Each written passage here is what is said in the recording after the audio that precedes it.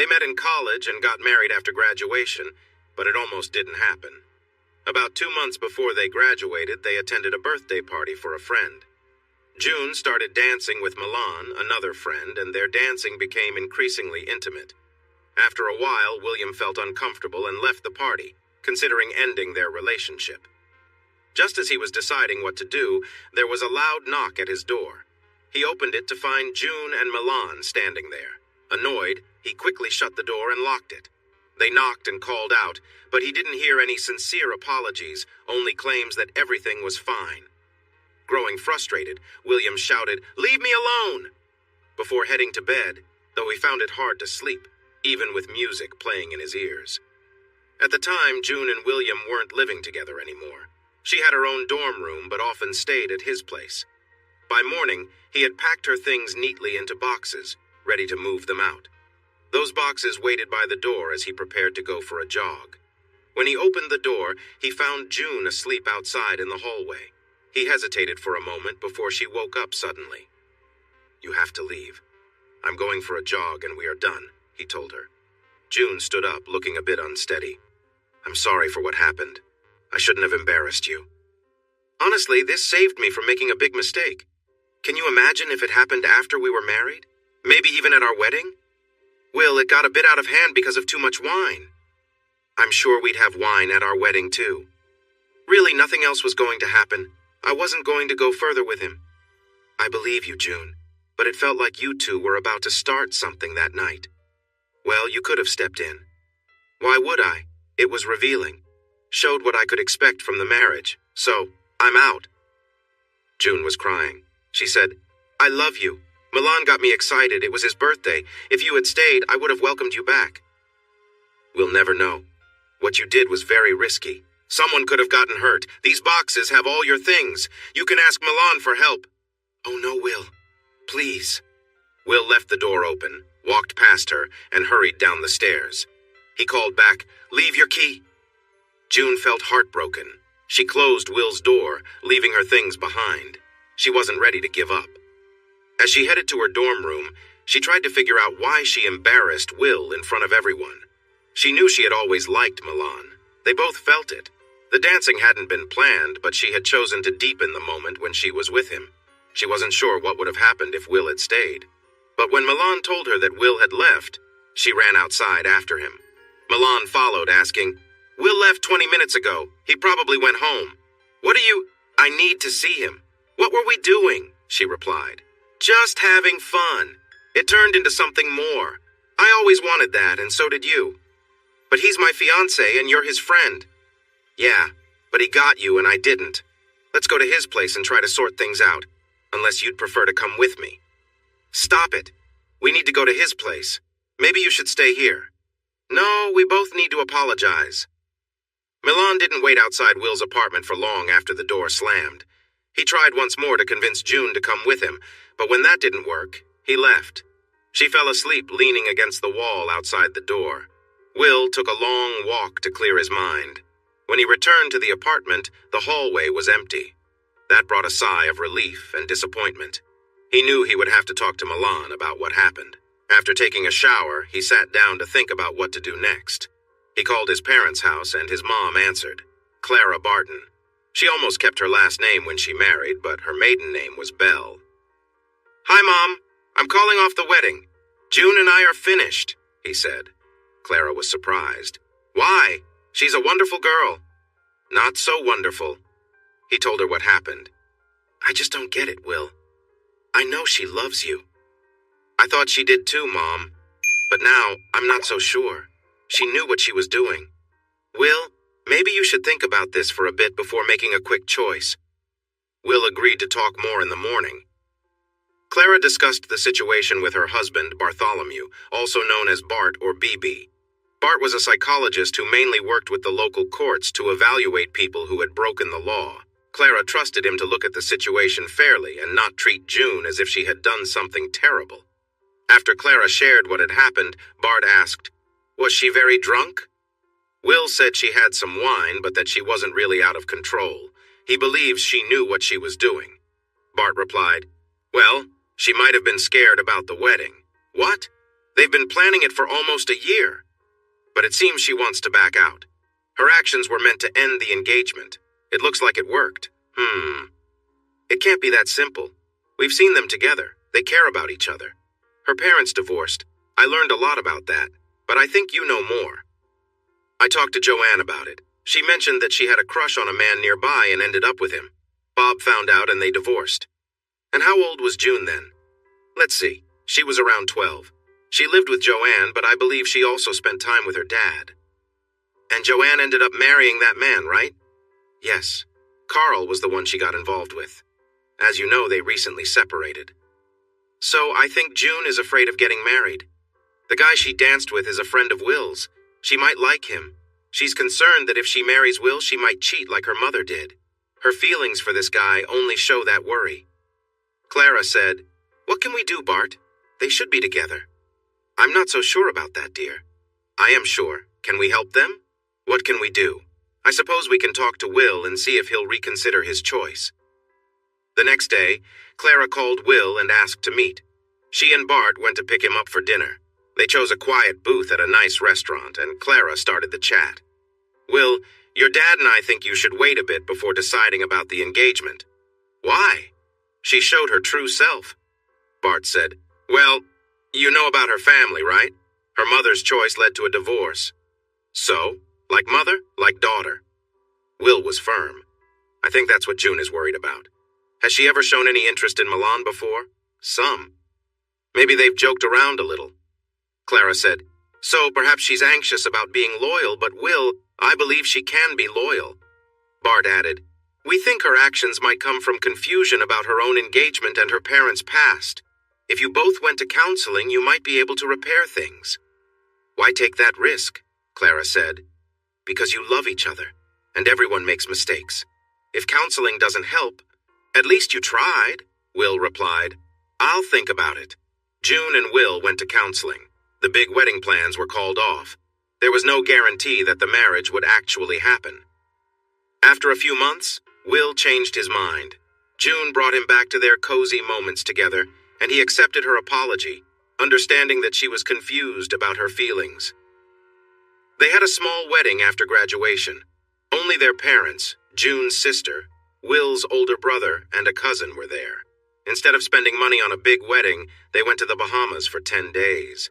They had an amazing trip, which helped Will feel better about some of his doubts concerning June. Will found a job at a new software company after college. The pay was low at first, but he received a share of the company. June earned a better salary working at a real estate firm. Then the twins arrived, Sally and Susan. June took a year off work, with the assurance that she could return to her job later. After that year, Will arranged to work mostly from home, so he took care of most of the childcare. Will turned out to be great at computer programming, and June excelled at organizing her office. Their family thrived. They lived in a big house in a DC suburb where they raised their daughters. They decided to stop at 2 children. Both Will and June were earning good money. They contributed to a shared bank account for family expenses, keeping any extra in separate investment accounts. This was June's idea, and Will agreed without hesitation.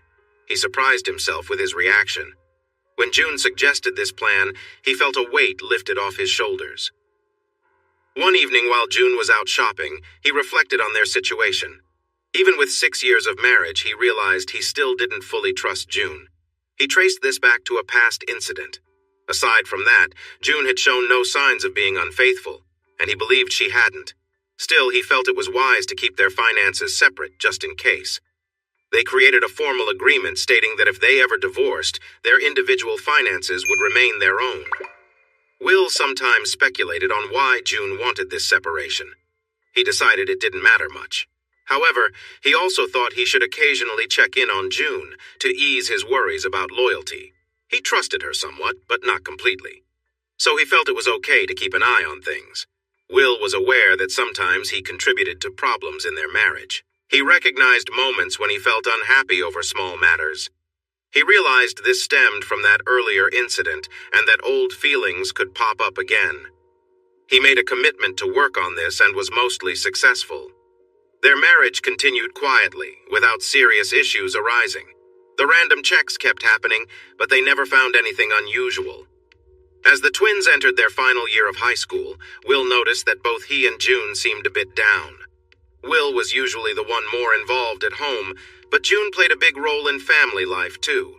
Her work hours often meant that Will took on the main responsibilities. Even though he had those responsibilities, the thought of the upcoming empty nest should have affected him more. He felt a bit sad, but June seemed lost at times. Feeling this way, Will suggested to June that they take a week in Los Angeles. She had to go there for a meeting, and he thought they could explore the city afterward and have a fun time. She was unsure at first, but then agreed. Will arranged for Clara to come and look after the girls. The couple left Sunday morning, arrived in the afternoon, enjoyed a nice dinner at the hotel, and shared a cozy evening together. On Monday morning, June went to her meeting while Will hired someone to show him around LA. He had a great time exploring a city he didn't know well, and then returned to a car rental place because he wanted to see more of the area.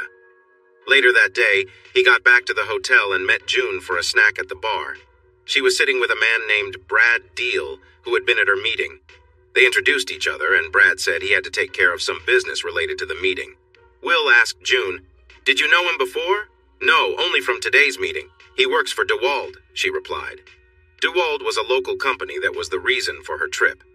Her boss had made an arrangement with DeWald for mutual referrals, and June had finalized that process.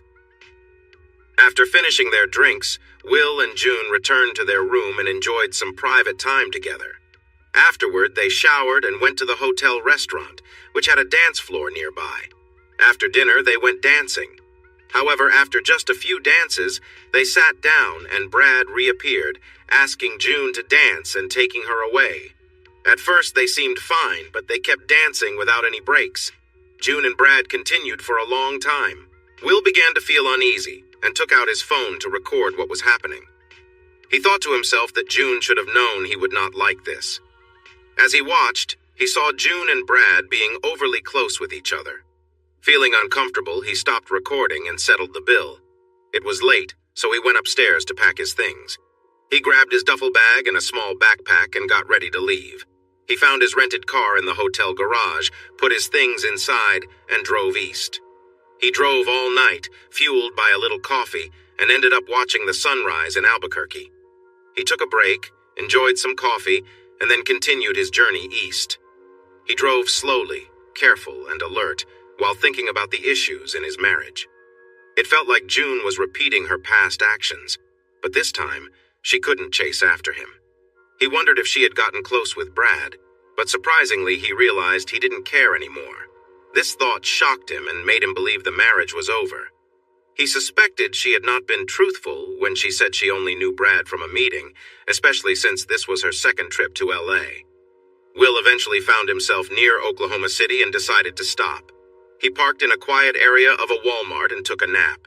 After about 4 hours, he woke up, stretched, jogged a bit, and then went into the store.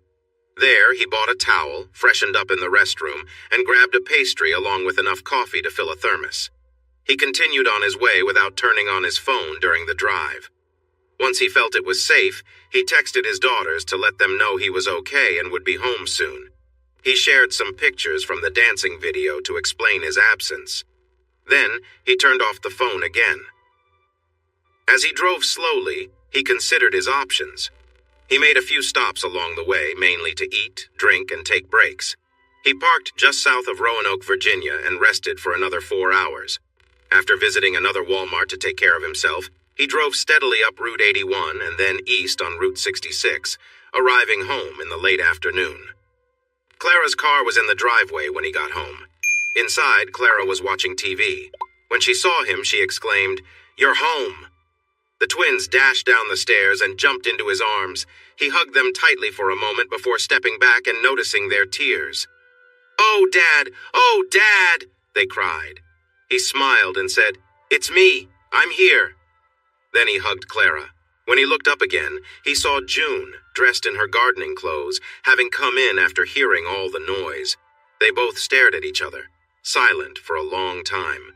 Clara and the girls grew quiet as well, all having seen pictures and talked to June, so they knew what was going on. June finally spoke, saying, I'm sorry, Will replied. Sorry for what exactly? For the dancing. I didn't mean to disrespect. That was it. I've been back since the next day. Will nodded, unable to reply. Clara chimed in. I picked her up from the airport, Will. She took a morning flight to Dulles. Will thanked her, saying, Thanks, Mom, for watching the kids. I guess you stayed. Why? To see if there was anything I could do to help, Clara answered. Will replied, We can talk later. I need a shower. He headed upstairs. Clara turned to the twins and suggested, Maybe a walk would be nice. They understood and left the room.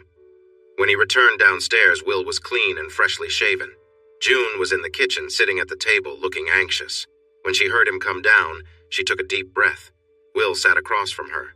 She said, I've been thinking about it, and I can't explain what happened. Will asked, How did the evening end?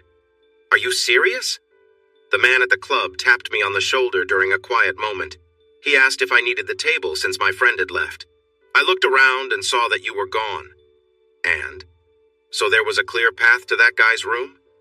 I asked how long you had been away. He said it had been an hour, maybe longer. I felt alarmed and rushed to our room. What about that guy? He followed me. When I got there, he was right behind. I opened the door and saw that your things were gone. I checked the bathroom, but all your stuff was gone too. And the guy, he was right there. He suggested we should take the moment. He hugged me. What does that mean? On the dance floor, he did more than that. Be honest, June. Don't lie. June paused. I was really attracted to him, Will. He kissed me and I kissed him back. But when he tried to go further, I came to my senses. I pushed him away, told him to leave, and he did. So you spent the night alone? I tried to call you. Then I went to the front desk to ask about the room. They told me it was paid for the night, but you had left with your bags. I went to check on the rental, and it was gone too. You were gone.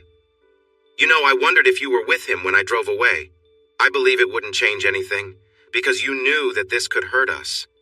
I don't want us to end. I was caught up in the moment. I'm sorry. I didn't think it through. There are different ways of thinking, June. On some level, you wanted to hurt me. You should think about that. Before this trip, we weren't doing well. You might want something more than I can give. No. Maybe just more than we had.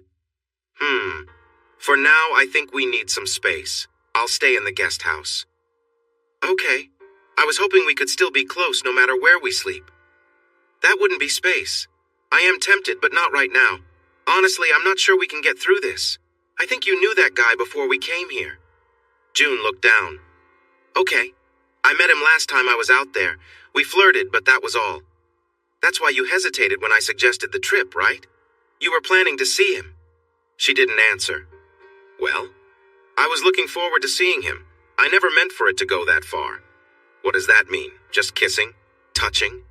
Don't be sarcastic. I'm not sure. To be honest, I might have stayed with him if you hadn't been there. Why? I don't know. I was just excited. So I'm not enough for you, just like I thought, and your actions made that clear. She was in tears. Maybe, but I love you, Will. Will just looked at her. She got up and went outside. Clara came down a minute after June left. She had been listening from the top of the stairs. She said, You need to look past the pain. Think about what you really want. I want to go back to how things were before this year, but that seems impossible. So now, I just want to be free from all the problems she can cause me. Oh, Will, she can hurt you because you care about her so much. Anyway, I don't trust her when she says she didn't do anything with that guy after I left. I didn't get any calls from her until the morning. You need to be sure about that, Will, before you decide to break up. You have the girls to think about. Will decided to hire a private investigator from Los Angeles to check on things at the hotel, talk to the staff, and see what June did before she returned in the morning. He arranged this through a local firm he sometimes used. Then he moved his things to the guest house. June was in the garden. After finishing his task, he went for a run. Clara went outside where June was planting some herbs. She managed to sit down on the grass next to her. Clara asked, What's really going on, June? I'm not sure. Maybe he's right that I want something different, and I used the dancing to make him feel something. Well, dear, if you don't even know your own reasons, that's not a good start. You really need to think about what you want for your future. This is a big moment for you. Okay. I've been thinking about this since I woke up at the hotel, Clara asked. And, was anyone with you when you woke up?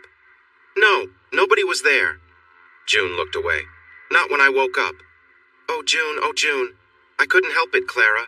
I probably would have made the same choices even if Will hadn't left. Then you weren't honest with him. I think that's it, June. He'll find out. You're in trouble. June said, I had to keep it from him. Please don't tell him, Clara. I should have stayed out of this. This is a mess. Clara was getting frustrated. I messed up, Clara. I made things worse. And then you told me after lying to him, it doesn't make sense. He's my son. Now June was crying. I don't know what's happening to me. I can't see clearly. It feels like I'm in a fog. I'm scared. Clara said, we need to get you some help. Something isn't right here. Just hang in there until I can find someone for you to talk to. Okay, I hope I can. Stay away from Will today, and please don't say anything. I'm going to the bedroom to rest. I'll stay in there. She got up and left, leaving her tools behind. Clara thought she looked like she was in a trance. She put the tools away and went inside to check her phone. She called her friend Bella Grissom, a therapist who might know what to do. Clara walked away from the house to have that conversation. She explained the situation to Bella, including an event from Milan. Bella thought that June might be going through some ups and downs. She said she could see June the next day. Clara set up an appointment for 8 in the morning. For the rest of the day, Will and June stayed apart. The girls helped by keeping their dad busy with college applications. They weren't sure if they wanted to attend the same school, but Will felt confident they would end up at the same place, even if they had to find their own way there. Will had a restless night in the small guest house at the back of the property. It had 2 rooms and everything he needed, but he didn't care about that. He just needed to think, and it was hard to focus. Eventually, he changed his mind about his earlier thought that it didn't matter if she was with someone else. It actually did matter. That realization helped him calm down a bit.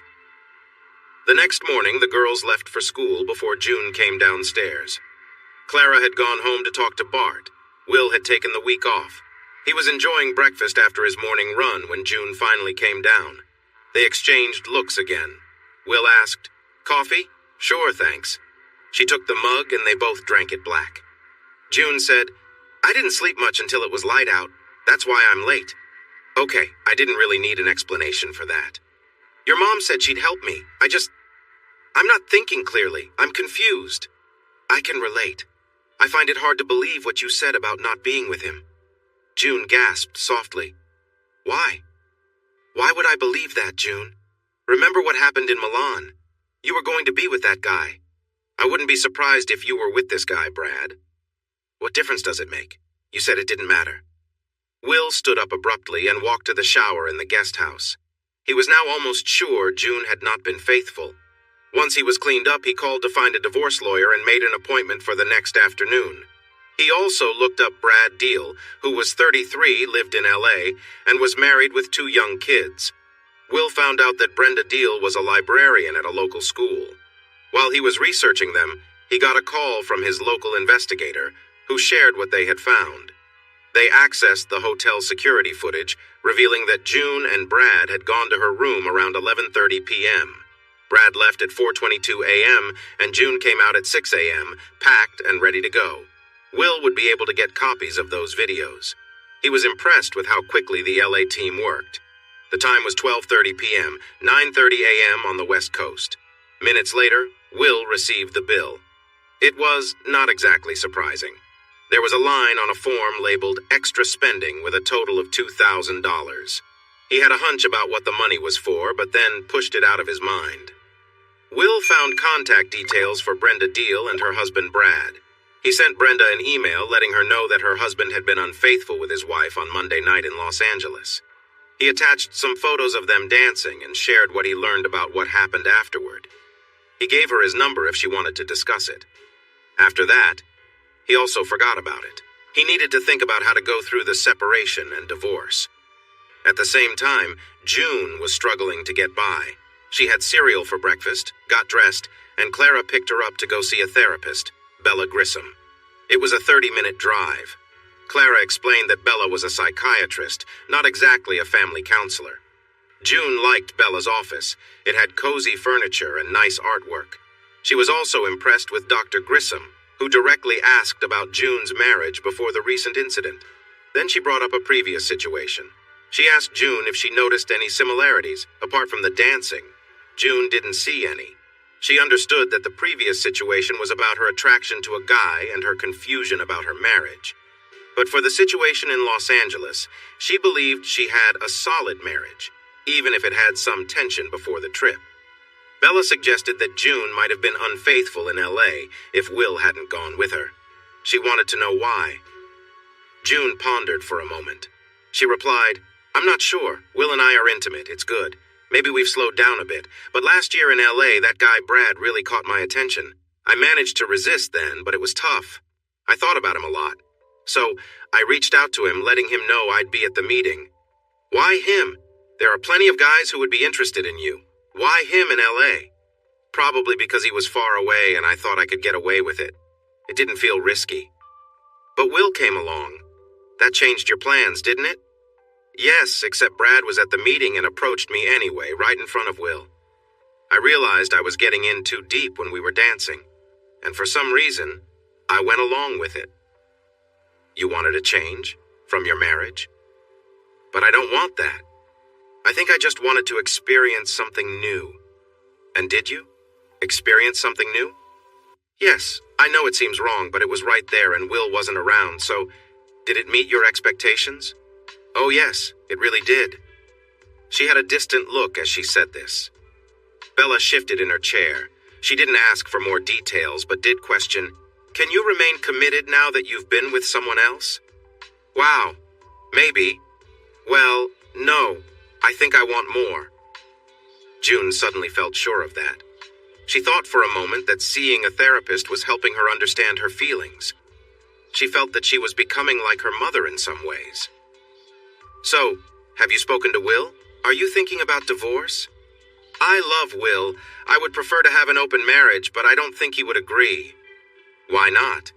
"He's pretty set in his ways. I mean, that's how he thinks. But I guess that also means he's not very adventurous, right? Isn't that going to be an issue?" "Yes. You know what I really want?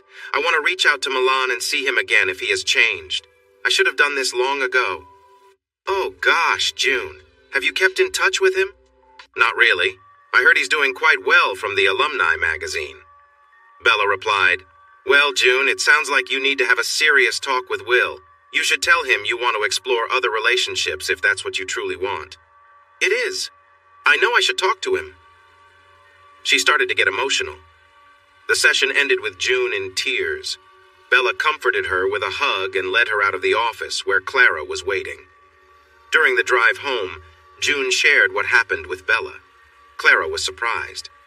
You mean you're considering seeing other people?" "You put it in a strange way, but yes, that's true. I'm thinking about it some. I won't be obvious about it like I was before. I can be subtle. I'll see if he's okay with that idea, but I doubt it." Clara was quiet for a moment. Then she spoke. "It's sad. What's happening? The kids. I won't be open about it, not while they're home." Clara started to cry, and soon June was crying too. They pulled into the driveway, tears still flowing. They sat in the car until they felt calm enough to go inside. Will was in the kitchen preparing dinner. He had come home early and made a special meal with fish stew, salad, and fresh bread. He wanted to have one nice family dinner together. When the two women entered, Will noticed they seemed upset. He said, "I made a nice meal. We can talk later, but let's eat first. It's still early." June nodded and went upstairs. Clara mentioned she would have dinner with Bart and left. The girls would be back from school at 4. Dinner was served at 6. June and the girls seemed tense at the table. Will smiled at everyone and said, "Let's enjoy this meal together." He noticed them starting to relax, with June being the first. And the meal was indeed delightful. The fish stew was flavorful and hearty. The bread was just right. The salad was fresh and light, and they had strawberries and blueberries for dessert. Gradually, the mood became lighter. Laughter broke out as the girls joked about a classmate named Mark. By the time they finished the fruit, it was 7:30, and the girls asked Will for help with their math homework. June sat in the living room watching her family. The tutoring session lasted until 9, and then the girls headed upstairs. June glanced at Will. She felt unsure after seeing Will with their kids. "Thank you for the evening. You reminded me how much I care for you," she said. "I care for you too, June." "How did your talk with the counselor go?" Will asked, genuinely interested. "It was eye-opening," she replied. "How?" Will pressed. "I realized that I needed... Well, I've made some choices that I can't ignore for now." "So, I take it you didn't wait long after I left the hotel?" "Yes. I'm sorry for not being truthful." "But you're not sorry for what you did," Will said, looking at her closely. "No. What do you plan to do? Keep on with that lifestyle?" "Yes, but I can be careful. I hope we can stay together until the kids go to college." "June, I could maybe get over the situation with Brad, but if you're saying you'll keep seeing other men, then there's one person you can't be with." "Will, you could see other women casually, and I believe we can still be together sometimes when we need to." "That's not happening, June. Not now and not ever again. It's sad, and I believe you'll regret it." Tears filled June's eyes. "Maybe I will, probably, but not for a while." Will looked at her and asked, "You already know who you want to be with next, don't you?" "Yes. That new guy at work from the picnic?" "That's right. We got along. He's been really persistent. Now, it's going to happen." Will stared at her. "June, you need to find a place and move out. If you bring someone here, I'll react strongly." "I said I'd be careful, Will. I don't want to move out." "You know what? Your plans are going to backfire." He laughed, but it didn't feel light. June thought he was being unreasonable. She watched as he cleaned up the kitchen. She didn't offer to help Dot. Once he finished, he went straight to the guest house without saying anything. June went to bed but couldn't sleep well and kept tossing and turning Dot. The next morning, she found many missed calls from Brad in L.A. His wife had discovered their time together at the hotel thanks to Will. She had evidence, and he was furious. June thought he was foolish. He had approached her right in front of Will. What did he expect? She texted him, expressing her sympathy for his situation while reminding him of the risks he took. Then, she thought about how to go about her plans. The new guy at work, Jerry, seemed like a good start. But she had to think about where they would go and how to explain herself to her daughters. She wasn't sure whether to lie or be honest with them. She wished they didn't have to know her plans. If she went out for a long time, they would definitely wonder. She saved that thought for later. Will took the girls to school, then returned to the guest house. He made coffee and thought about his day ahead. Will had an appointment with his lawyer in the early afternoon.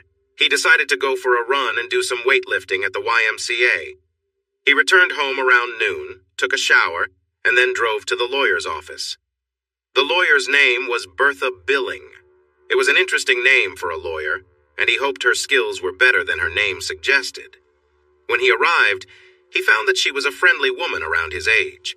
They quickly connected as he shared his situation, and she listened with understanding.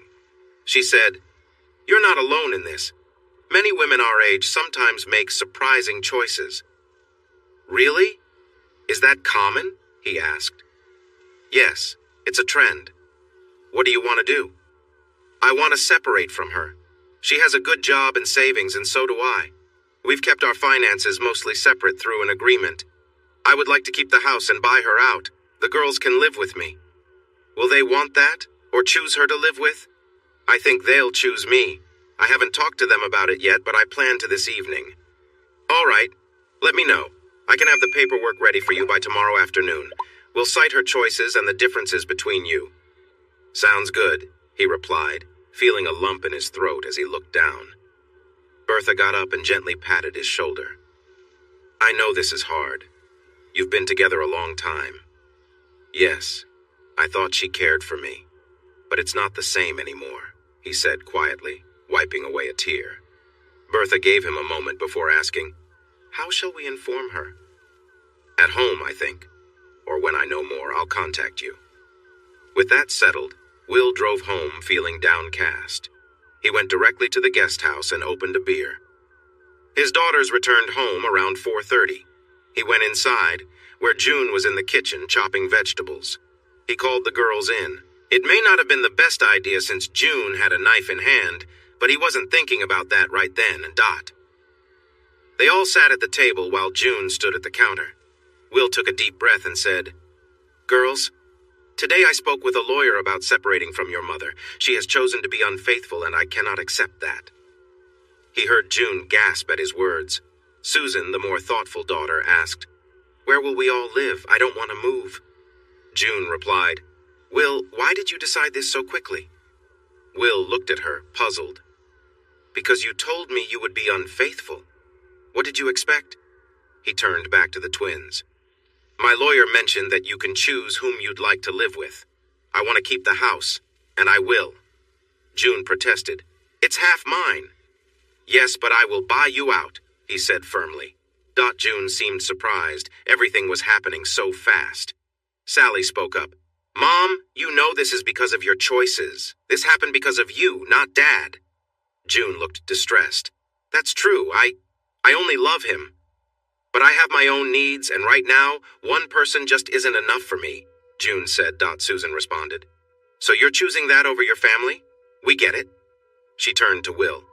"Where's Mom going to live? Not here, right?" Everyone looked at June. She replied, "This is my home too." Will sighed. "You can't bring any other people here or cause any disruptions. I've told you that already. You need to find another place for your choices." June said, "Will, can we talk about this without the girls?" "Not right now. Maybe later. But things are still unsettled." Susan then asked, "Dad, why are you staying in the guest house and not Mom?"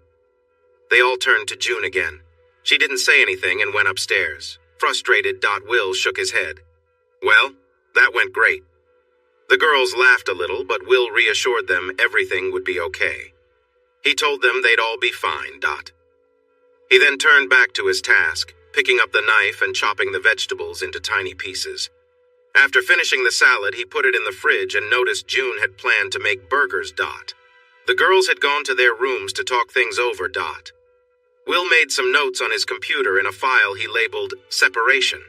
Afterward, he set the table, grilled the burgers outside, and prepared the meal. When everything was ready, he rang the dinner bell, wondering who would show up. Within a few minutes, all three of them came down. June's face showed she'd been crying. They ate in silence for a while until Sally broke it. "Mom, is there someone else?" June gave her a sharp look. "That's not something you need to know." Susan chimed in. "We're just curious. We saw someone in LA and he didn't seem like much. What's the story?" Will cut in. "Girls, enough." June sighed. "Look, I know this seems selfish, and it is. I need to do this right now, and your father can't accept that. So..." Sally interrupted again. "So where are you going? Hotels? Where?" Will stepped in. "Please, Sally." Sally was clearly upset. "Okay, but Dad, she's messed up our lives too, not just yours. So what now? Like that song says, no retreat, no surrender." She got up, skipping dessert. Susan stayed behind and said, "Mom, we need to know what life will be like from now on.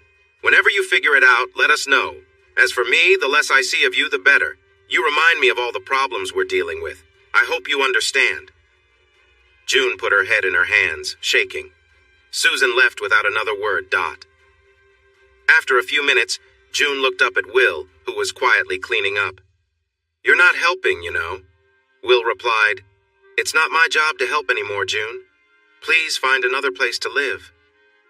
The next day, June went out to look for apartments. She also stopped by her workplace and made her way to Jerry Blaine's desk. She casually asked, "Do you know of any apartments available?" "Why are you looking for a place?" Jerry asked. He was a nice guy in his mid-20s with curly blonde hair and blue eyes. Many of the women at the office admired him. But as far as June knew, he hadn't been with anyone else. He was, it seemed, trying just for her. "I'm having some problems with my marriage because of my choices," she said with a sweet smile. Though her words hinted at deeper issues. Jerry sighed. "I know a place nearby, right across the street. We could check it out at lunchtime, then I'll help you." "You don't sound very happy." "I'll be happy. So will you." He smiled back at her. They made plans to meet at noon. Jerry felt both excited and let down.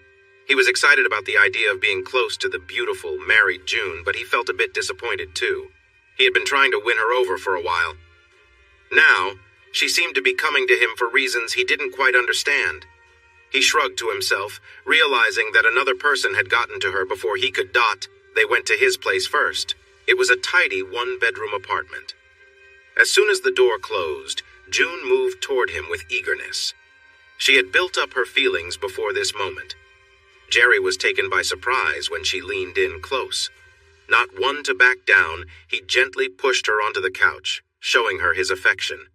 Then, as they continued to connect, she surprised him once more, wanting to take the lead. She was unlike anyone he had met before. The intensity between them was electric. Somehow, even with all this excitement, he managed to keep his emotions in check, at least for a while. After a brief moment, June rose and smiled down at him. Was it worth it? He smiled back. So far. With a playful spirit, she let go of her dress. Jerry stood, leaving his clothes behind as they took a moment to admire each other, both feeling pleased. June appreciated his fit physique, while Jerry admired her curves. He took her to his bed, and they shared a moment of closeness for a while. After some time, June got up and decided to freshen up. Jerry joined her, and they simply enjoyed the moment of being together without pressure. Later, he made her a sandwich, and they went across the street to look at the empty apartment. It turned out to be just what June needed: one bedroom, parking space, and a lovely view from the balcony. It was partly furnished with a bed and a couch. It was also reasonably priced. She rented it and got the keys.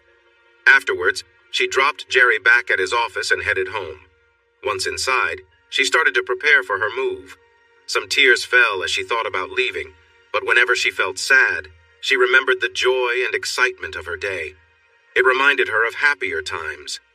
June thought about everything that had happened and felt frustrated for waiting so long to make changes. She packed her things with fresh motivation. Deciding to leave as soon as she could, she called Jerry at work to ask if she could stay the night. He agreed. She packed a backpack with what she would need for the next day. By then, she heard the twins come home from school. She slowly walked down the stairs, feeling a bit sad. Will was not around. She told the twins, "I'm moving out. I found an apartment near my job. I know that's what you both wanted. And your dad, too." Susan replied, "Yes, we did. Mom, I think you could fix things with the family if you just changed some things." Sally nodded in agreement. June responded, "I don't think that would really work. I still have my own feelings, and your dad would know that." Susan joked lightly, "Is there some kind of medicine for that? Like a magic pill?" But there seemed to be some truth in her words. June shook her head and said, "Remember what Popeye said, 'I am who I am.'" Sally asked, "Will I be like that too, Mom? Like you?" June replied, "You are who you are. When I was your age, I had the same feelings. I tried to push them down because I was in love, but now they are coming out strongly. You both seem to have different traits. Being bold about it isn't all that bad." Sally didn't find that funny and walked away. Susan asked, "What's your new address? Text me." She went upstairs and messaged Will about the move. He replied, "Okay, thanks. I'll manage." Will felt down but did his best to hide it. He went into the house to start dinner. He saw June and asked, "Are you staying for dinner?" "No, I'm going to my new place for the night." Will said, "All right, that makes dinner easier. Can I help carry some of your things?" June felt hurt and annoyed. She grabbed her backpack and walked out the front door.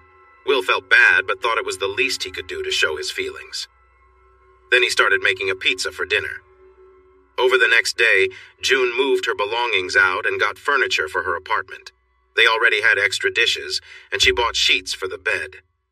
She took some towels but never slept in her old house, always staying at Jerry's place. One thing she noticed was that while her time with Jerry was frequent, it was losing its excitement for both of them. She was confused by this. He was young and attractive, but they didn't seem to connect like she did with Will. On Friday night, they shared a routine moment and then fell asleep. On Saturday, she was ready to fully move into her new home. Jerry helped her with the last of the things, and after making the bed, they enjoyed their time together. She felt joyful about it. But then, he left to visit his family. She spent Saturday night alone and did the same on Sunday night. In the meantime, Will moved back into the house. He and the girls began to follow a new routine without June. Sally and Susan talked in private and decided it was unfair that their mom was dating while their dad wasn't. They discussed it, but weren't sure what to do. Still, the three of them enjoyed their weekend. On Saturday, they went for a long hike in the hills outside of town. They had dinner at an inn and drove home afterward. Will felt distracted, but he pressed on. He had to return to work on Monday, and June would face some consequences there. He thought it served her right. On Monday, Will sent the girls off to school and drove to work. Before leaving, he put his wedding ring in a kitchen drawer. Will sold insurance at a franchise agency where he was part owner. He had started this when the girls went to school. Although he still did some programming at home, the agency provided most of his income and allowed him to be around for the girls. His partner, Gina Baker, had been with him for 10 years. She was the smart one in the partnership, while Will took care of operations. The agency had 5 employees besides them, and Will was the only man in the office. When he arrived on Monday, it took less than an hour for the others to notice his missing ring. During lunch, which Will was eating at his desk, Gina came over. She sat down and asked, "What happened to your ring?" Will was surprised anyone noticed. Gina was a friendly woman in her 30s. She dressed casually and was happily married with 3 kids. He liked her, and they had a good working relationship. He said, "Well, I'm getting divorced. June will be served soon." He forced a grin that felt weak. Gina looked concerned. "What happened? When you left for LA, everything seemed fine." Will shared the whole story, finding it helpful to talk about it. Gina said, "You're going to be distracted, right?" "Maybe, but I'll get through it. Everyone will notice you aren't wearing your ring. They already have, especially Linda." "Linda? The attractive one? No way." "Yes, you'll see. Anyway, we need to think about the business. June might want to share if you divorce." "I spoke to my lawyer about that. He assured me it's not a problem because we have an agreement from when we partnered up. June signed it, and she does well for herself. I think we'll be okay." "Are you sure? This is all happening so quickly. You might need time to adjust. Don't rush into anything." "Gina, what do you mean?" Will asked, confused. "You're a nice-looking guy with a good job. People will notice. I promise you that the 3 single women will be interested, and with Linda it won't be subtle. I'm not sure I'll give them any advice for a while." "Right. Linda, huh?" Will smiled. Linda was a tall woman who usually dressed in a way that turned heads. She was in her late 20s. Will had flirted with her a bit, but nothing serious ever happened. Gina looked at him and said, "Remember what I said, Will?" "Got it." Gina added, "Stay here while I talk to them. Inform them." "Okay." Gina went outside and called a quick meeting. She said, "You've all noticed, I'm sure. He's getting divorced. It happened fast, and he needs time to adjust before making any big decisions. I'm here to ensure he gets that time." Linda asked, "How much time?" Gina fixed her gaze on her. "Just give him some space for now. We can talk again next week." Stella Mason, another single woman who had a nice figure but an ordinary face, said, "We won't be the only ones interested. That woman on the second floor will be after him as soon as she hears." Ella Givens, the 3rd single woman, chimed in, "We can't keep him away from everyone." Gina understood their point. She said, "I'll talk to him. I have already, but I didn't think it through completely." The meeting wrapped up. At lunch, 2 married women, Jane White and Ellen Carson, sat together away from the others. They were good friends, both in their mid-30s with elementary school kids. They lived next to each other. Jane was slim with dark hair, while Ellen was small and curvy with blonde hair. Ellen said, "Jane, you know Gina was really talking to the single women, the ones who might try to get him seriously. She didn't mean us." Jane got her drift. The two had shared experiences with each other and men from their gym, but discreetly. Their husbands knew, and they kept things respectful, so married life remained stable.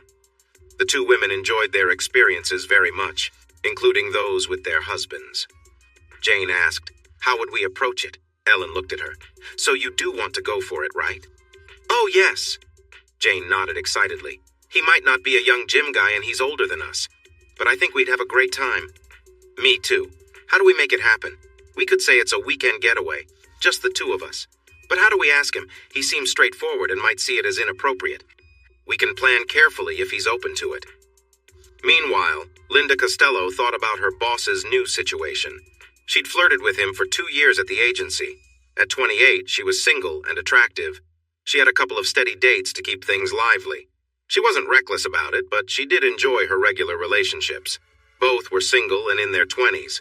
They didn't want anything serious, just some casual fun, which Linda was happy to offer. From the start, Linda found Will appealing. She thought he was a nice guy and assumed he'd be a good partner. Unfortunately, he was unavailable at that time, but now he was single, and she was curious to get to know him better. One day, they happened to leave work at the same time. Linda quickened her pace to walk beside him. She said, "Hi, I know Gina warned you and us, but I just want you to know that I'm open to something when you are." She smiled playfully as she reached her car, and he held the door for her. He replied, "Linda, I will certainly keep that in mind." He noticed her as she settled driver's seat in her sporty BMW. She caught him looking, and they shared another smile.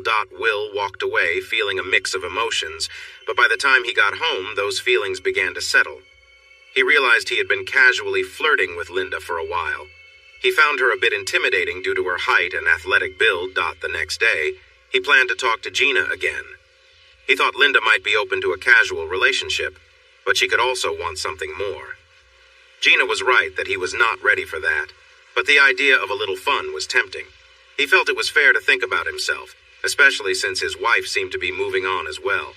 He had a lot to consider. June, Monday, took a turn for the worst. At 9 o'clock, a man arrived with an envelope. She had an idea of what it contained, but her co-workers were curious too. As she opened it, she cursed the open office layout that made everything so public. Inside was a divorce petition, citing unfaithfulness and claiming that she would continue to meet others. June worked as an administrative assistant in a real estate office.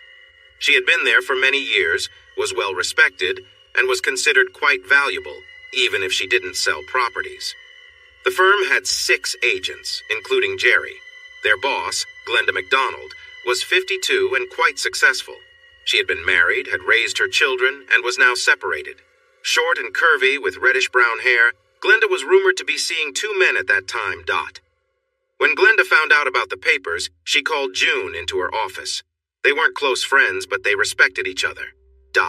She asked, "So what's happening with you, June?" June replied, "I received a divorce petition. Not really a surprise, just quicker than I expected." Glenda sighed and said, "I see. Sounds like it's tough for you." "Yes," June admitted. Glenda continued, "You went to LA, and I had my suspicions. Jerry was really pushing for you. When I was in LA, I went a bit wild. I danced closely with some guy right in front of Will. After that, Will left and I ended up with that guy. So, not Jerry, right? You know the rule?" "Glenda, when I returned from LA, I spoke to a therapist. During that chat, I decided to explore my options. And well, Jerry was around. You need to let him go, June. I need some control here. If you keep this up, everyone will be acting on their desires, all on my time. We've kept it quiet. But now everyone knows you're getting a divorce. Find someone new."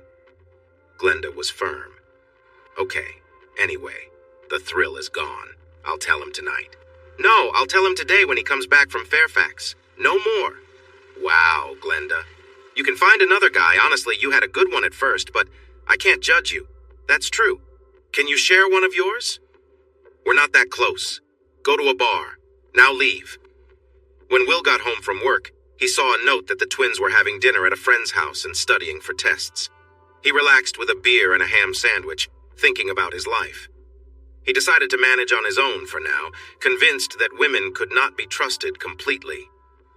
Having made up his mind, he watched a basketball game and went to bed. The next day at work, Will received a note from Jane White. It said that she and Ellen Carson wanted to see him, both at the same time, for some casual fun, whenever he wanted, with a day's notice. Will was shocked. Both women were married with kids. What was happening? He thought about Gina, but dismissed the idea. He was sure about that. In the afternoon, he called Gina into his office. "I got a note from Jane. It suggested something casual with her and Ellen." Gina was quiet for a moment and then said, "I'll need to talk to them, but with them, there wouldn't be any pressure for commitment. And both of them together." Will replied, "I can't. It feels wrong and it could cause issues at work. Not if no one finds out, but they might. People can't keep things to themselves, and as for their husbands, they won't be a concern. Will said, but office rumors. Tell them to wait. He felt disappointed in himself, but stuck to his decision. Gina replied, Got it. Okay. She left, and Will found himself thinking about the idea of being with two women at once.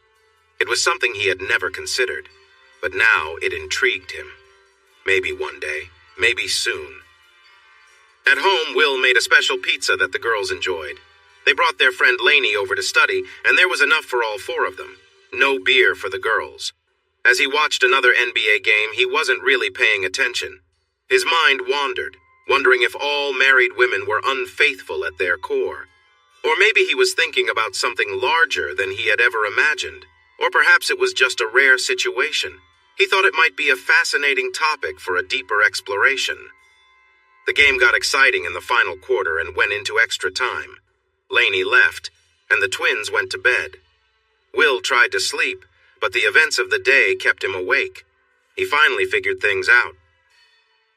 June lay in her new bed alone for the third night in a row. She and Jerry had been told not to get too close to each other at work, or they could lose their jobs. June didn't want to go out to a bar. It felt too risky for now. She tossed and turned, finding it hard to rest. This separation was tougher than she expected. The next morning, she decided to look for Milan Burton. To her surprise, he was easy to find. He owned a food supply business in Delaware. A little digging revealed that his company made millions each year. She also learned that he was divorced twice. A photo from a year ago showed him looking fit, if a bit bald. At lunchtime, she called his office and eventually spoke to a woman who seemed to be his assistant. June left a message for Milan to call her, just an old college friend reaching out. Milan received the message in the afternoon, and it made him a bit uneasy. Why was June calling him? He hadn't talked to her or Will since that awkward night they had together. He remembered they eventually got married, which felt like a long time ago. He had always found June very attractive, which was part of why he had risked losing Will's friendship. But things hadn't worked out as he hoped. He never fully understood why. Will was a decent guy, average build and smart, but Milan was tall and athletic. Women were often drawn to him. Unfortunately, he had trouble choosing the right ones to be with. Fortunately, he always made sure to have a prenuptial agreement. Otherwise, he might have found himself in a tough spot. He had been faithful to both of his wives, but each had ended their marriages due to infidelity. The first, Joan, stayed with him for 3 years, and Marianne, the second, lasted 5. Since then, he had casual relationships with 2 women. They understood his past and knew he wouldn't be settling down with them, and they were aware of each other too. Milan even enjoyed having both of them over at times. Although managing threesomes was challenging, he found it rewarding. While he traveled, he also enjoyed meeting various women and sometimes pursued married women he met. He felt a thrill in winning over someone who believed they were committed to their spouse. He didn't see this as wrong, given that his own wives had been unfaithful. He believed that any wife might stray if the situation felt right. This helped him feel better about himself. He just didn't question it too deeply. Milan decided to call June after 7. By then, she was at home, in her apartment, alone. Milan said, June, it's Milan. I hope everything's okay. Oh, Milan, I'm so glad you called. You know, I've always wanted to stay in touch. How's Will? Not great. He's divorcing me. It's my fault, really. What do you mean? I got restless and started looking elsewhere. I realized I wanted to keep doing that. It surprised me. So I moved out when he and the girls told me it was time. I'm sorry to hear that, June. I understand what it's like. I've been there before. Why did you call? I wanted to find some closure with you. Closure? What does that mean? That was a long time ago. Do you still have kids? Yes, twins who will graduate in June. I meant closure in that things were left unfinished between us. Milan sighed, feeling both disappointed and curious. Here was another situation where a wife was unfaithful, but she clearly still wanted him. Where do you live? Fairfax. Are you free this weekend? Yes. I have a house by the bay with a nice boat. I'd like to invite you to come out Saturday morning to explore. I'd love to. I'll have Jody give you directions. Maybe come at 10. There might be traffic. He told Jody to make arrangements, including canceling a previous plan for the weekend. Excited, June got ready and wrote down the directions to Milan's place. She set out early to cross the Bay Bridge. After driving along the bay, she arrived at his waterfront home around 9. She parked nearby and took a little walk. The view was beautiful. She stopped in a small town for a coffee, then drove into his long driveway where the gate was open. At the end, she parked next to a modern house with lots of glass. As she got out of the car, she saw Milan walking down some concrete steps towards her. He looked slim, tall, and fit, though his hair was thinning. They stood about 10 feet apart, beginning to greet each other silently, taking each other in. "You look great, June," Milan said with a smile. "And your hair looks good." June laughed. "Thanks, Milan, you look good too." He opened his arms for a hug, and she stepped into his embrace, noticing that he felt strong. After a moment, she stepped back and he gestured for her to come inside. "We'll have this place to ourselves for a few days. I hope you can cook," he said. "Of course. I'm glad we'll be alone. I've thought about you over the years, wondering what might have happened if I had taken a different path. Sometimes I wish I had, but I do have a nice family. They're not too fond of me now." "What happened?" Milan asked. "I've had my own experience, but I always wondered why it ended. It's hard to explain sometimes. Well, Will's not bad. I just wanted something different." "I understand. Your situation is quite different from mine. My marriages were shorter compared to yours and Will's." June smiled at him. "Maybe I'm just more patient. By the way, when I said I wanted something different, well, you're different. That's an invitation. I thought that's why you called. I'll do my best to impress you. Let's start with getting comfortable." June was a bit surprised by Milan's boldness, but found his confidence exciting. She slipped off her sandals and let her dress fall to the floor. She didn't wear anything underneath. Feeling free, she twirled around for him. He said, "Now it's your turn to help me." Without hesitation, she kneeled in front of him. She noticed he was ready too. She carefully unbuckled his belt and opened his pants, surprised to see he wasn't wearing anything underneath. It was an unexpected sight. She couldn't help but feel excited. It was new for her. Looking straight into Milan's eyes, she leaned closer. Taking her time, she experimented with gentleness. She felt thrilled. Milan carefully picked her up and brought her to the couch. Sitting down, he guided her to sit with him. As they got closer, June felt a rush of joy and excitement. She began moving gently, enjoying every moment. He let her take the lead while watching her with admiration. To him, she looked lovely, especially when she was lost in the moment. Milan sensed their time was fleeting. He took control again, lifting her slightly, moving together for a moment before giving in completely to the moment. When they finished, he relaxed back with a sigh. In his younger days, he might have taken her upstairs after that, but things were different now. June smiled, saying, "That was wonderful, Milan. So good." He nodded, pleased. He often enjoyed these moments. Throughout his life, he'd met many women. June was just another part of his journey, but there was still some unfinished business with someone named Will that lingered in the background. Milan had a simple plan. If June proved to be a good match, he would enjoy her company for the weekend. After that, he'd keep it casual. She was about his age, and she had moved on from Will, so it wasn't a long-term thing for him. If she didn't meet his expectations, he would gently end things and move on. But she did impress him. She was confident and eager, and they spent an enjoyable weekend together. It was a familiar situation for Milan, but June found it all quite captivating.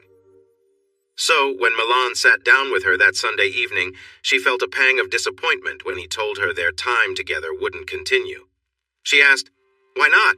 I thought we had a great connection." "Yes," he replied. "June, that's why you're still here. You're good at it. And, for old time's sake, but I have my life, and you don't really fit into it, so maybe we can do this again later, next year perhaps. We'll see. But not soon, June." Milan didn't plan to see her again. June understood. She felt let down. They had just finished dinner. She said, "Well, we at least have tonight, right?" "Oh, for sure. We'll create some more good memories." And they did. Even Monday morning, Milan and June shared a special moment before they drove off in their separate ways. June emailed him to say thank you, and he replied with a thank you too. That was it for now. When June returned home, she felt sad. She had enjoyed her time with Milan, but her hopes of a lasting connection with him were dashed. She couldn't consider dating someone else from work. What should she do? She went to work, arriving late. Meanwhile, Milan got Will's email address and sent a short message to thank him for allowing June to visit over the weekend. He smiled as he hit send. Will received Milan's email on Monday morning. It annoyed him for a moment. But then he thought about it, and it didn't really bother him. He looked into Milan a bit and replied that he and June were done, and she was on her own.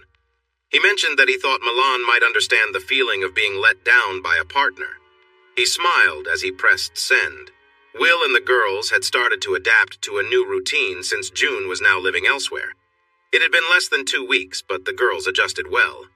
Will, however, found it harder. He missed sleeping next to someone. He thought about the many good years he had with June. He was realistic and tried to make the best of things, adjusting his routine to spend more time with his daughters. Life continued for them. Will didn't look for others to fill a void in his life. He felt drained, probably due to mild sadness, which he hid from the girls. After about a month, Gina started to notice that Will seemed off. She walked into his office one Thursday morning. "Will, we need to talk." Will smiled at her words. "What, are we breaking up?" Gina laughed. "You know, Will, if things were different, I would have been all in right after June's decision. No other woman would have stood a chance, but—" Will was taken aback, surprised by Gina's openness. He looked down, trying not to show too much, but Gina knew him well. "This little chat will make our office time more interesting, huh?" She looked straight at him, and Will felt a mix of emotions. Gina said, "But it won't happen as long as Bob is around. Still, you could use some fun in your life, right?" Will replied, "I can handle it." Gina responded, "We both know you're in need of some excitement, Will." "You can't have me," Gina said with a smirk. "But you know, Jane and Ellen could be available both at once." Will shook his head. "They're married." Gina replied, "That doesn't stop them from having their fun. They like to hang out with guys from the gym. They're quite the pair. I think you'd enjoy their company. Maybe it's something you need right now. I could arrange it, no matter what you say." Will shrugged, trying to push the idea out of his mind. "I don't know, Gina. I have the girls to think about." "They're going off to nature camp Saturday morning," Gina said confidently. "You talked to them?" "Yes. They called me because they were worried about you." Will nodded. "I could make some lunch on Saturday," he said, though he felt a mix of emotions he didn't want to acknowledge. Gina smiled, stood up, and left the room. As she passed Jane's desk, she gave her a thumbs up, and Jane smiled back knowingly. By Thursday evening, Will and his daughters were having burgers and slaw for dinner. The girls were excited about their upcoming nature camp trip, a senior field trip for their eco-science class. They'd be gone for a week. During the meal, Susan spoke up. "Dad, we talked to Gina about you." Will looked at her and replied, "I know, that was a bit bold of you both." He glanced at Sally as well. Sally, concerned, said, "We're just worried. You haven't been yourself lately." Will smiled and tried to lighten the mood by singing, "I've got something I can mope about," playfully to the tune of Good Day Sunshine. The girls exchanged looks, but Susan smiled. "Gina said she'd try to help you."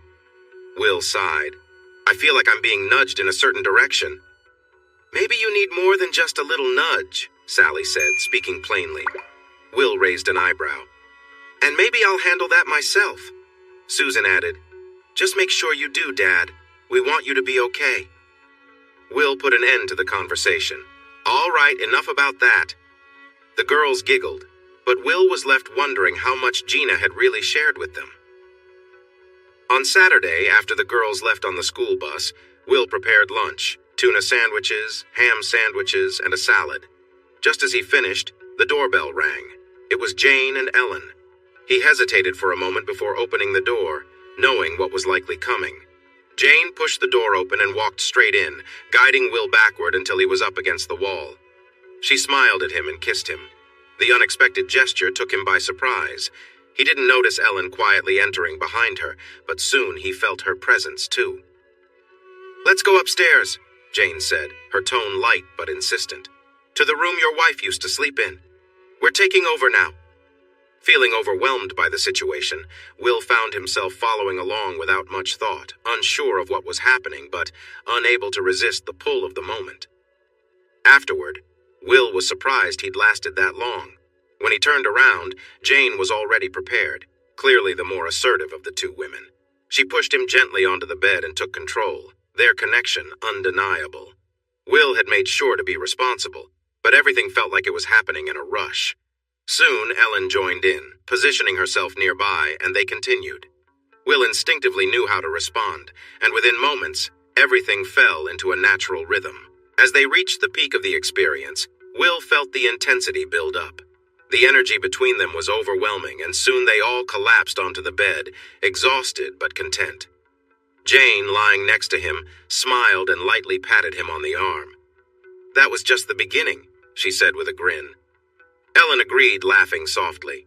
They were both at ease, enjoying the moment, and Will found himself surprisingly calm and relaxed despite everything. The hours that followed were filled with more closeness and laughter. The women had a way of keeping the energy going, and Will, though he could have been exhausted, found himself energized. Everything felt new and exciting. For him, it wasn't something to feel guilty about. It was an experience they were all fully part of, with no regrets. By mid-afternoon, they headed downstairs to eat a late lunch. Will, who should have been tired, felt unusually full of life.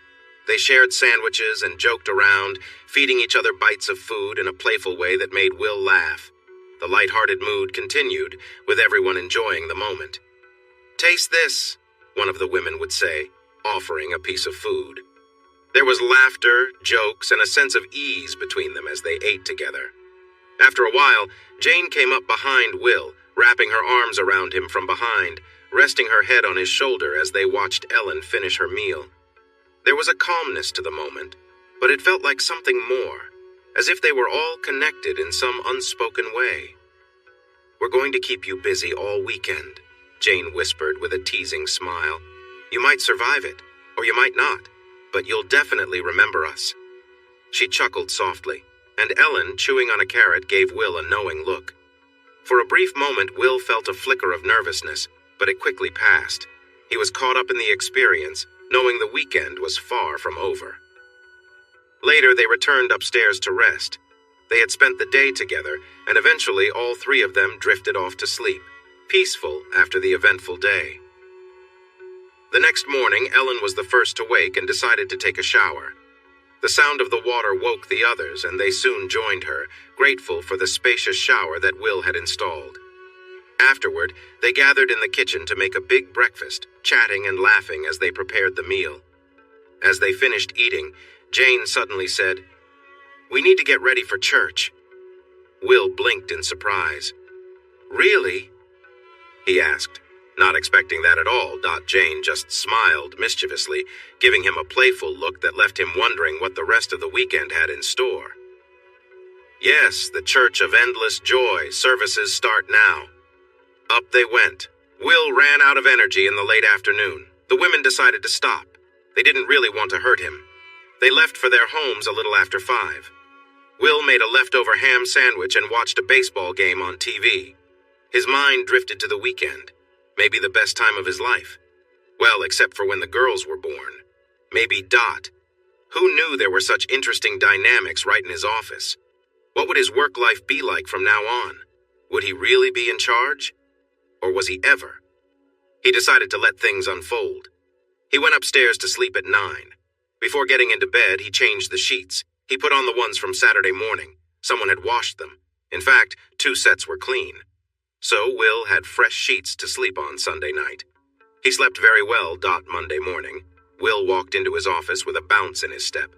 Jane and Ellen just nodded at him. But the lovely Linda looked at him with a hint of disappointment. Someone had gotten to Will first. He closed his door, and Linda looked around the office. Gina smiled at her. Ellen and Jane didn't pay attention. The other women were just arriving. Gina said to Linda, "You need to be patient. If you approach him now, you'll get a chance. But it might only be for a short time. And I know you want more, Linda." Linda nodded, but didn't seem sure. Gina gave Will a few moments and entered his office, closing the door. She stood there, just looking at him. He looked back, Neither gaze was innocent. Gina said, "I see you're in a better mood." "Oh, yes, definitely." Will smiled at her. "But Gina, did you know what they were like?" "A bit. A guy from my gym once told me about them. They connect well. A strong chemistry, at least, that's what he said." Will grinned widely. "I'd say they do." Then he frowned. "I wonder about their husbands." Gina replied, "Their husbands go bowling on Wednesday nights, so I hear." "They come home late by agreement," Will said. "I might just be able to recover by then." He raised his brows playfully and grinned at her. Gina gave him a meaningful look. It was clear she was intrigued by the situation. Then she turned and left, walking past the others to the women's room. Wednesday night arrived and seemed to drag on. Ellen and Jane left around 11. Will found it hard to get out of bed, so he let them go on their own. Will was very cheerful on Thursday morning at work. Linda was irritated again. By this point, she had picked up on the signs around the office and realized the two married women were getting close to the boss. When she understood this, she relaxed. They weren't likely to leave their families. She was still annoyed. She was not the kind of person others judged her to be, and she didn't like the two married women in her office who seemed to have affairs with different people. Linda, who was much prettier, was waiting for Will. She didn't want to be distracted by too much in the meantime. It was frustrating. Gina had a conversation with her. They made a plan. Gina went to Will's office later in the day. She said, "Linda is a lovely woman and beautiful. I think she really likes you." Will looked at her and said, "So?" "She ended things with her last boyfriend. I think you should ask her out for dinner on Friday. Just a meal, maybe some conversation." "Why not more than that?" Will asked. "She's not someone who rushes into things. You might win her over, but..." "You're trying to play matchmaker, Gina?" "She's looking for something serious. She's 28 and very nice. She wants a family one day. She reminds me of how I was at that age." "I see. I do like her. I've joked with her a bit. She's smart, right?" "Absolutely. But before you go on a date, maybe think about your situation first." "All right. So you want me to give this a try with her?" "Yes." Gina didn't look too excited about it. It felt like she was making a sacrifice. Will said, "Isn't it too early? Talk it over with her. Make smart choices. Have you spoken to June?" "No, the divorce is taking its time, depending on how she reacts." "Well, see if you and Linda get along. No need to rush. Think of it like a fun date, just a bit more grown up." After work, Will approached Linda and asked her out for dinner on Friday. She smiled and said yes. Their first date felt like a young romance and went really well. Will took Linda to a nice restaurant. They enjoyed a good meal and shared about their lives. Linda revealed that she had been a star athlete in college, playing basketball for a strong team. She also practiced martial arts and said it helped her feel confident. She mentioned that she didn't bring this up with many guys because it sometimes scared them off. When she mentioned it, she looked straight at Will. He replied, "Maybe someday we can see how skilled you really are." Linda smiled and said, "For us to become serious, we'd need to do that. But I won't hold back. You might be surprised. Have you ever tried any training?" Will smiled. "No, not really." "What does that mean?" she asked. "I wrestled a bit in high school and college, but stopped after that." Linda said, "You're quite fascinating, Will. Do you still work with computers?" "Oh, yes. I do some work from home in my free time. You handle our computer tasks at work? Do you do anything else?" She mentioned that she also worked on computers at home after her martial arts practice. They continued chatting through dessert and beyond. At 11, Will left a generous tip, and they walked outside together. He dropped her off at her apartment building. Before she got out of the car, she gave Will a warm kiss and then gently patted his cheek. She whispered, "This could go really well." After that, she was gone. Will got home and went to sleep. The events of Wednesday were enough for him, at least for a while. On Saturday morning, the school bus dropped the girls off. They had a great time at camp and excitedly shared stories with Will. Then Sally's phone rang and she wandered away. When she returned, she looked at Will and said, "That was Gina. You had a date last night." Will replied, "Yes, I did." Susan asked, "How was it?" "I thought it went well. I like her. She works at my office. Linda." Sally smiled. "The tall one, right?" "Yep." "She's really nice, Dad. and younger than you. Be careful." He laughed. "It's my choice. Anyway, it was just a first date. By the way, have you heard from your mom?" Sally said, "She called on Thursday and wanted to see us this weekend." Will asked, "And what did you decide?" Susan replied, "We made a plan for Sunday lunch at Tettle's." "Oh, okay. I want you both to keep in touch with her, but it's really up to you. I can talk with you about it if you'd like." Sally and Susan met June at Tettle's, a cozy coffee shop and lunch spot close to her apartment.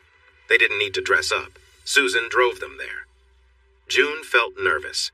She knew the twins were upset with her. She wanted to explain things and find a way to make peace since their high school graduation was coming soon. They all sat with lattes and sandwiches. June started, "Girls, I want to say that the troubles between your dad and me are my fault. It was something I struggled with." Susan asked, "What do you mean, Mom? Did something just suddenly happen? Is that why everything changed?" June looked down, feeling regret. "I told you that I always had certain needs. It put a lot of stress on your dad and me even before we got married. Has he talked to you about that?" "Yes, but only a little," Sally said, nodding. "I've tried to manage this for a long time. Last year, I almost went too far in Los Angeles. And this year, well, Dad said you were going to see someone until he decided to go to LA with you, right?" Sally asked. "Yes, it would have stayed a secret. I thought maybe it would be enough." Sally asked, "Mom, what do you think will happen now?" June sighed. "I'm not sure. I hoped that I would be past this. I thought your dad might consider taking me back. Maybe he would. Not unless you change. Even if you do, there's always a chance of falling back." June said, "I feel stuck." She smiled slightly. Sally joked, "Who's stuck with you now?" "No one. I had a nice time with an old college friend over the weekend, but he's not around anymore." Susan said, "So just stop. How many have there been? 3? "Yes, 3, June admitted, her expression distant. Susan remarked, "Well, Mom, I think Dad has new possibilities." "In fact, we think he had a nice time while we were away at camp," Susan remarked. "Linda, I assume," June replied, sounding bitter. "No, not Linda," Sally said. "But he did go out with her on Friday. We've heard she likes him. She's attractive and available. Maybe you should come back and spend more time with Dad." June shook her head. "I don't need help with my relationship with him. We were fine." "But you left." "Yeah. Even if he wanted me back, I don't know what I'd do. Who was he with last week? I know you know." Sally hesitated. 2 women from his office, we heard." June's face darkened. "Jane and Ellen? How could he?" "Why shouldn't he, Mom?" Susan asked gently. June sighed. "If we ever got back together, we'd need to clear the air, but honestly, I don't think he wants me back." She paused, noticing how her daughters looked at her. "Maybe I should think about things differently, but right now it all feels so uncertain." Sally suggested, "You never know. Why don't you try talking to him, see where things stand?" June looked at her daughters and saw how much they wanted their parents to reconcile. It made her heart ache, knowing that things had fallen apart. Tears filled her eyes. "I'm so sorry, girls," she said, her voice cracking. "I'm sorry for putting you through all of this. Whatever happens, you'll both get through it." They sat quietly for a while. Eventually, the conversation turned to more hopeful topics: graduation, college, and the scholarships they had earned because of their hard work. By the time they parted, they were all feeling a little better. Meanwhile, Will and Linda had gone on 2 more dates. After their 3rd evening out, dancing at a club, Linda invited Will into her apartment. Before he knew it, they were spending the night together. Will found himself enjoying his time with Linda. However, she was unexpectedly strong. After their first playful tussle, she managed to flip him off the bed and pin him down on the floor with a laugh. Smiling down at him, Linda asked, "Who's in charge now?" Will laughed too. "Doesn't matter," he joked. "We're both winning." They continued to enjoy each other's company, but it was clear that this was just a fun fling for the both of them. When Will got home that Saturday morning, his daughters were waiting for him. Sally teased, "I wonder where you've been, Dad." Smirking, Will grinned. "I was having a good time, as you all planned with Gina's help. Still, I can't help but feel a bit manipulated here. More than a bit, actually." His tone was serious, and for a moment the girls were caught off guard. Then he broke into laughter, and soon Susan joined in. Even Sally couldn't help but smile, though she tried to stay annoyed. "How much more than manipulated?" Susan asked, raising an eyebrow. "Mind your own business," Will said with a wink. "Your well-being is our business, Dad," Susan said, still smiling. The following weekend, Linda had to visit her parents in Connecticut. Sally, sensing an opportunity, called her mom to check in. At that moment, June was busy with her own plans. Spending time with someone she had met at the gym, June had discovered that the gym was a good place to meet new people. When her phone rang, she let it go to voicemail.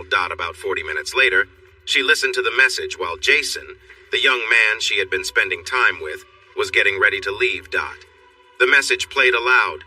"Mom, Linda won't be around this weekend. Susan and I are spending Saturday night at Bella's house, so, call me back." Jason, a handsome and smart guy, raised an eyebrow with curiosity. "Is that about you and your husband?" he asked, smiling. June smiled back, teasing. Smiled back. "None of your business, big guy." She was very attracted to him, though part of her couldn't help but think about the fact that he was only 25. Or maybe that wasn't such a bad thing after all. "You still care about him, don't you?" Jason asked gently. "Yes," June admitted. "But for now, I'm just taking things as they come." She gave him a playful pat on the arm.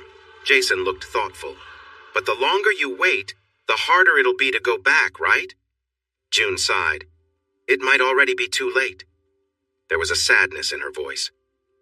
"But you haven't even tried yet," Jason said. "Your daughter wants you to make a move, right?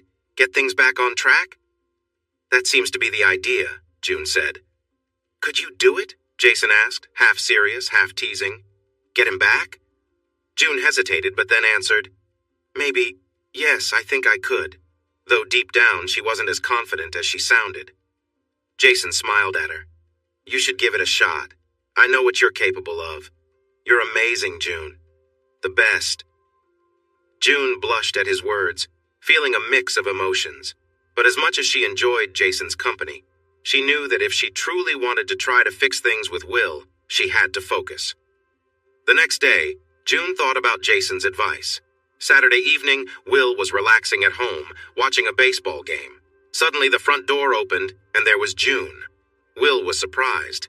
She looked incredible, like she had put in extra effort for this unexpected visit. Her presence was commanding. June stood there for a moment, then stepped inside and closed the door behind her. Will was speechless. "I didn't expect you," he said, clearly caught off guard. June moved closer, looking determined. "I'm here to talk," she said simply, but the look in her eyes said more. She had been preparing for this all week, staying focused on what she needed to say and do. Will stood up, unsure of what was about to happen, but June made her intentions clear. She had come to make things right, no more games or distractions. There was still a lot to figure out between them, but this was her way of showing that she was willing to try. Will had no resistance left. June gently guided him down onto the carpeted floor, positioning herself above him. She kissed him deeply and held him close, their connection immediate. They moved together and June smiled, feeling the closeness she had missed. It didn't take long for them to both feel a sense of release, the tension between them fading. Afterward, June lay on top of Will, catching her breath. Eventually, she sat up and ran her fingers through his hair. "That was really nice, Will. I've missed you," she said softly. "I've learned a lot while I've been away." Will, still processing the moment, replied, "You certainly have. I'm not sure what to say." "Do you still love me, Will?" she asked, her voice quieter now. Will hesitated, then said, "I'll always care about you, June." "I feel the same," she responded. She stayed close, resting beside him, both lost in their thoughts for a moment. After a while, June helped Will up and led him upstairs. "Come on, I've got more to show you," she said with a playful smile. That night, they spent time reconnecting. June took the lead, guiding the way, and Will followed. The night was filled with moments where they explored their emotions and re-established the bond they once had. They talked, laughed, and found comfort in each other's presence. By the end of the night, Will had fallen asleep while June stayed awake, reflecting on how things had gone. She felt good about the evening, but she knew the harder conversations were yet to come. The next morning, June got up and started making breakfast. The smell of bacon filled the air, waking Will up. As they sat together eating, June looked across the table and said, "I'd like to move back in, Will. I promise I'll take care of you and make sure you're happy." Will paused for a moment, thinking. He remembered everything that had happened between them. "Are you done with everything that pulled us apart?" he asked carefully. June sighed. "Not completely, but I can keep things private." Will shook his head. "That's not going to work for me." "Is this because of Linda?" June asked. "I like Linda. I'm not sure where it'll go, but she's been honest with me.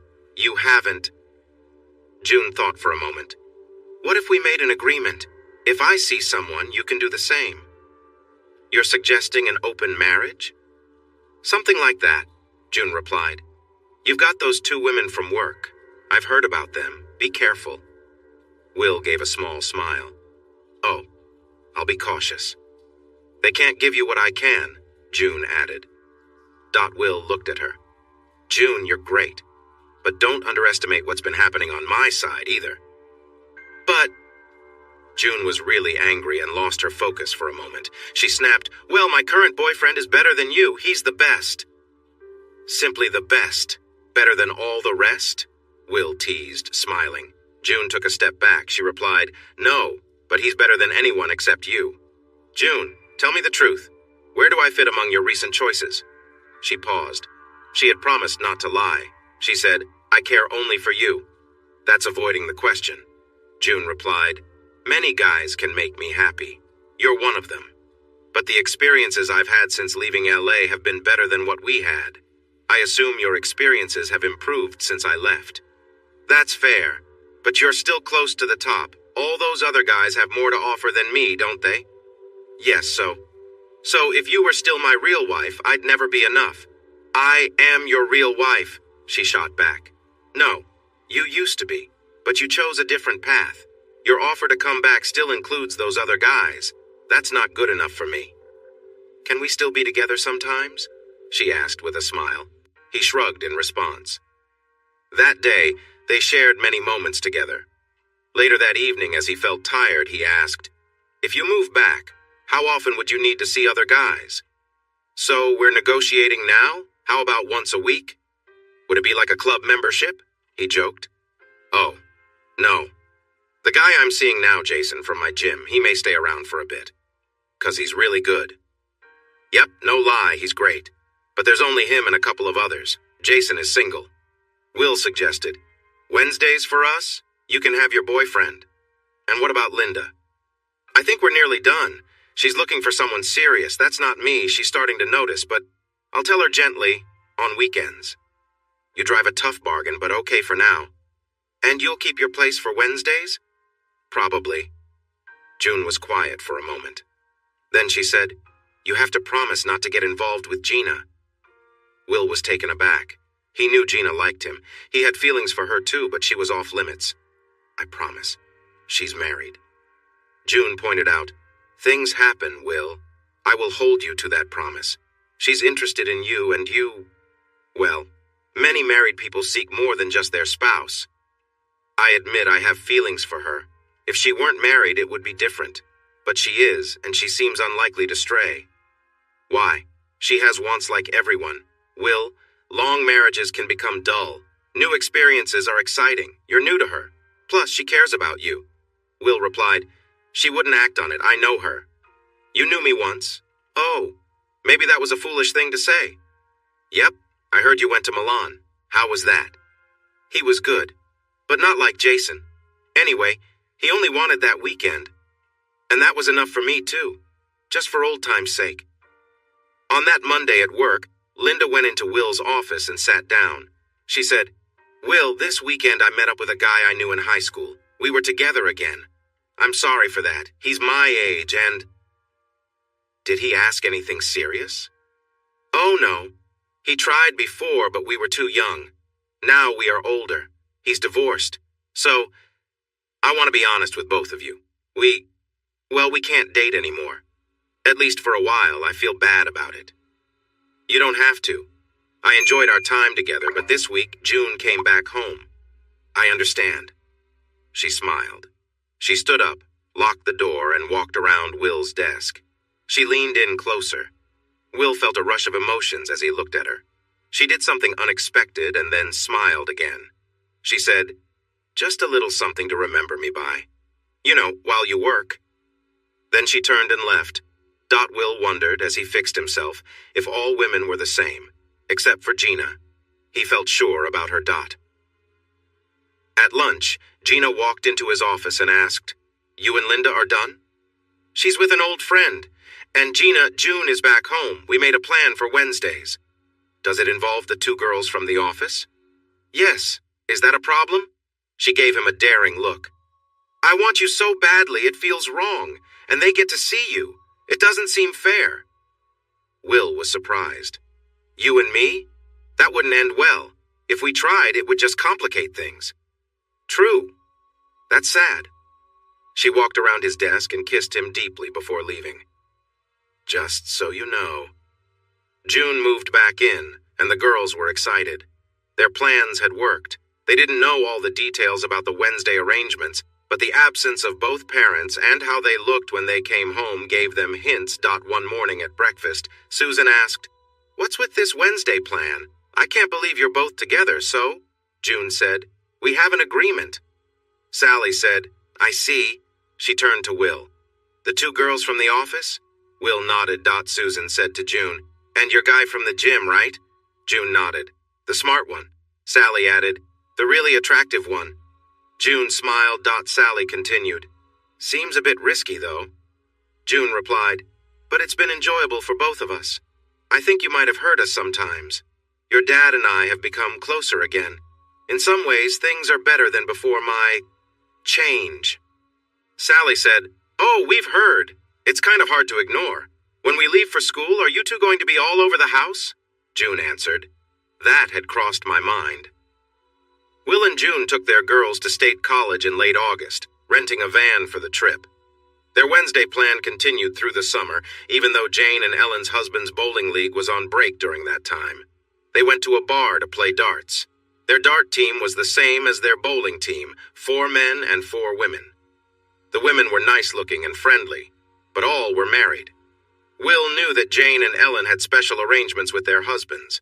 Both bowling and darts usually ended around 9 p.m., and the husbands typically came home around 2 a.m.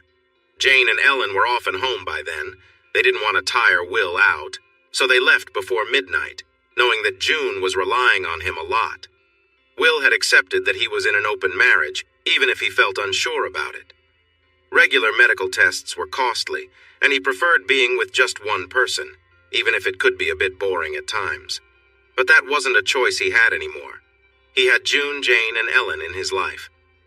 As they drove back from the university, Will talked to June about how he felt.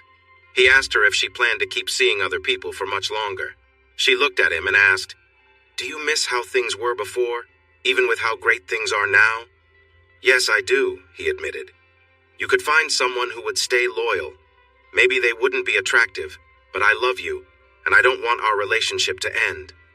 "Me neither. We have so much time ahead of us. We've shared a lot together, both good and bad." "That's true. Will, my situation with Jason has gotten deeper. He says he loves me." Will paused to think. This was not something he had expected, considering their age difference. "Why did you bring this up? Do you have feelings for him?" he finally asked. "Some. If I were younger, he might be very tempting, but I could never love him like I love you. Lately, we've been going for coffee after the gym. We talk, and he's funny and smart.